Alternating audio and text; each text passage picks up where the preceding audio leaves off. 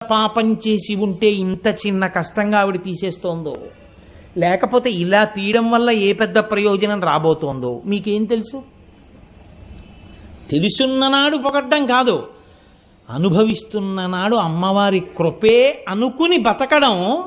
దీన్ని శాస్త్రంలో ఏమంటారంటే కర్మ ప్రూఫ్ అంటే. అంటే మనం చూడండి, వానలో పెడుతున్నాం అనుకోండి, ఏం చేస్తాం? గొడుగు వేసుకుంటాం. అదేమిటి? Water proof. పైనది వాటర్ ప్రూఫ్, అందుకని నీళ్లు పడ్డాయి అనుకోండి జారిపోతాం. ఆ బట్ట తడిసిపోయి ముద్దయిపోయి మీద పడిపోవు, అలా కారిపోతాయి, పక్క నుంచి వెళ్ళిపోతాయి. ఎండలో పెడుతున్నారు అనుకోండి, ఓ టోపీ పెట్టుకుంటారు. అదేమిటది? సన్ హీట్ ప్రూఫ్, తల వేడెక్కదు. అలా కష్టం వచ్చినా సుఖం వచ్చినా అమ్మవారి పాదాలే పట్టుకుని ఉండి నువ్వే నడిపిస్తావన్న భక్తి మార్గంలో నడిస్తే కర్మ ప్రూఫ్. ఇప్పుడు ఏమైంది? అమ్మవారు మిమ్మల్ని చూసుకుంటుంది. ఇలాంటి వాళ్ళు ఎవరున్నారో అలాంటి వాళ్ళ పట్ల అమ్మవారు